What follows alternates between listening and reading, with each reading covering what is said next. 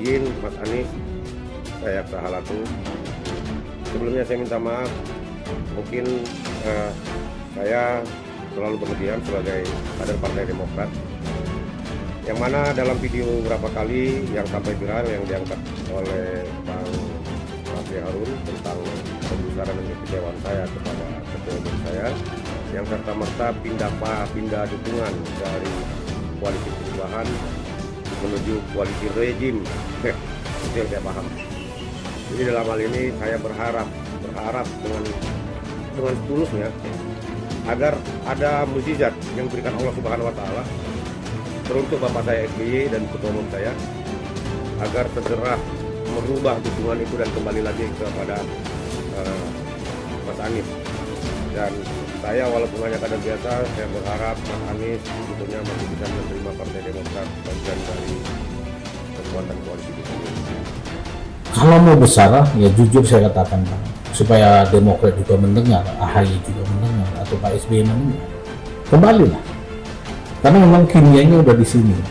Dan kader Demokrat ini pun sudah mendarah daging selama setahun itu menjadi orang-orang perubahan, banyak mengkritik pemerintah. Dia mau lari kemana bang? Bingung, kasihan juga kader itu. Artinya ini kan dengan pola ini bisa menggembosi suara Demokrat ini. Ya sangat mungkin, makanya jangan emosi-emosi saja sih. Tapi memang apa ya bang? Saya melihat memang 2 bulan 3 bulan ini ribut melulu.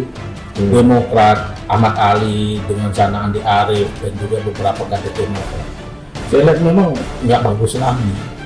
Kita di relawan aja pun melihat ini ribut melulu, kita berjuang mereka ribut melulu. Jadi memang pertama di koalisi itu ada 3 tekanan dari anggota-anggota Demokrat itu untuk berada di koalisi perubahan cukup kuat. Oke. Kuat.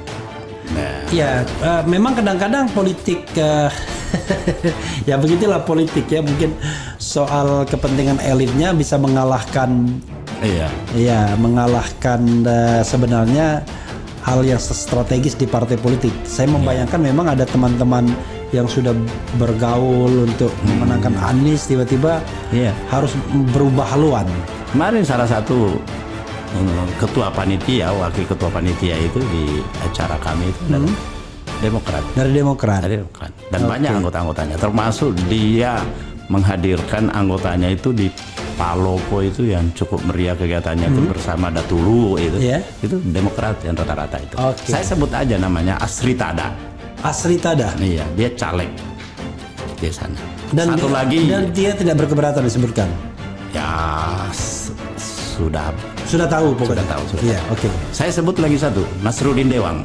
Oke. Caleg dari Dapil 3. Itu dari Demokrat juga. Dari Demokrat juga. Tapi mereka ini akhirnya pindah atau tetap?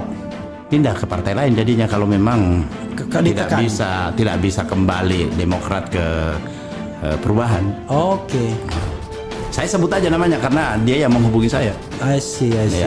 Nasruddin Dewang. Nasruddin Dewang itu coba suruh klarifikasi aja. Kedua Asritada. Asritada. Semuanya caleg. Oke. Dan semua masih menggunakan atribut Demokrat. Demokrat datang di acara Anies. Jalan Gembira Anies. Okay. Jalan Gembira. Oh, Jalan Gembira. Jalan Gembira. Karena masyarakat ini kenapa dibuatkan Jalan Gembira? Karena dia banyak bersedih melihat kenyataan sekarang ini yang tidak memihak kepada rakyat, kenyataan politik yang tidak memberi kepastian. Makanya kita perlu gembirakan.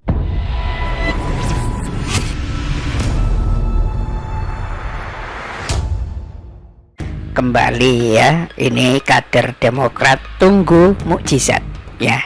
Berharap sekali bahwa SBY dan AHY berpikir berenung ya, dan mengharap cabut diri dari koalisi rejim katanya ya.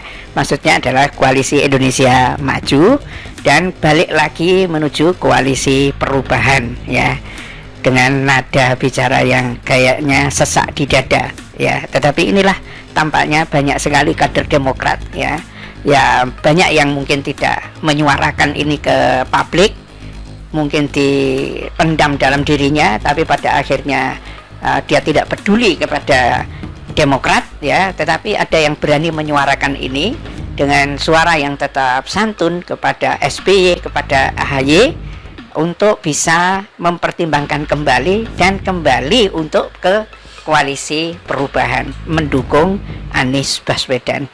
Jalan yang ditempuhnya ya sudah sekian lama dan kayaknya sudah mau membuahkan hasil gitu loh. Semua orang sudah jatuh cinta kader Demokrat itu ke Anies Baswedan, kecuali satu perempuan itu. Saya tidak mau menyebutkan namanya ya, perempuan kader Demokrat yang jadi juru bicara apa jadi apa gitu ya. Ya, ini kembali pengennya gitu ya.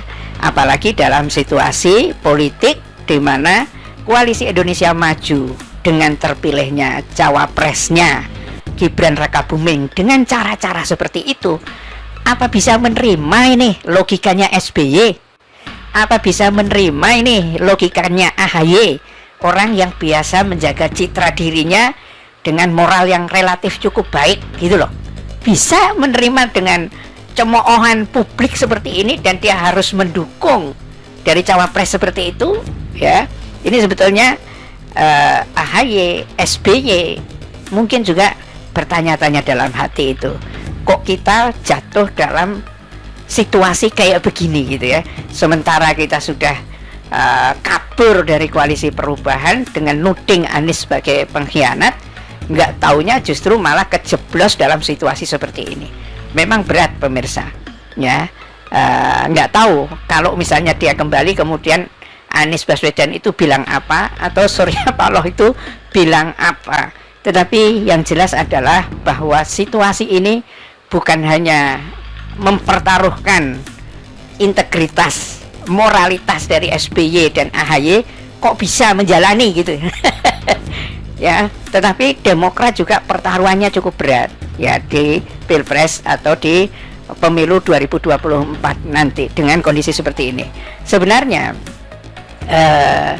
baliho-baliho Demokrat dengan Prabowo sudah dipasang di mana-mana, dan ada hal yang menarik pemirsa, yakni tidak menyertakan gambarnya Gibran Rakabuming, tidak menyertakan fotonya, maksud saya Gibran Rakabuming. Apa maksudnya? Mungkin mereka menyadari bahwa kalau fotonya Gibran yang dipasang bersama AHY dan Prabowo rusak reputasi dari dari Partai Demokrat ini ya. Semua orang ngerti gimana ya, semuanya orang ngerti, apalagi yang terakhir-terakhir ini dengan sidang dari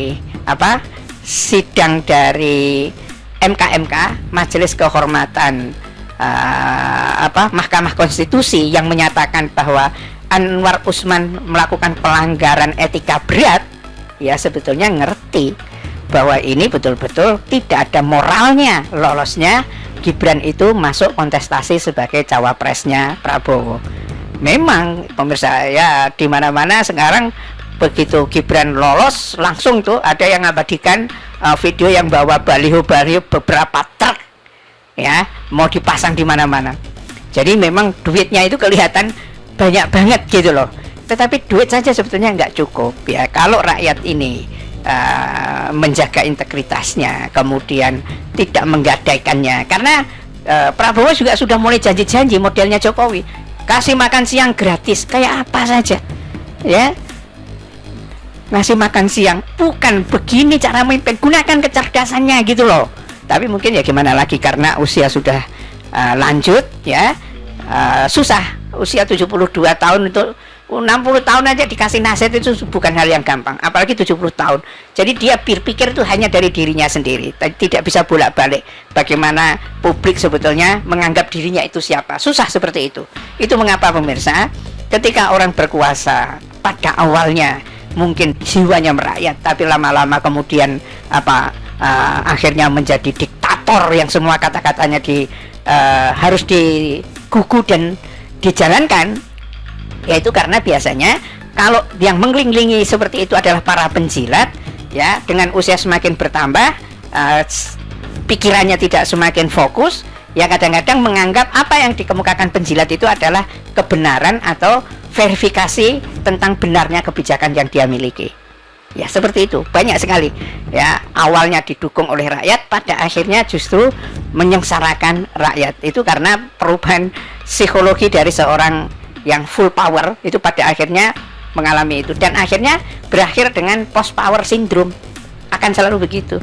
Nah, kalau awalnya saja, apalagi kalau awalnya itu sudah berantakan kayak gini gitu kan, itulah mengapa kayak tangis pilu ya,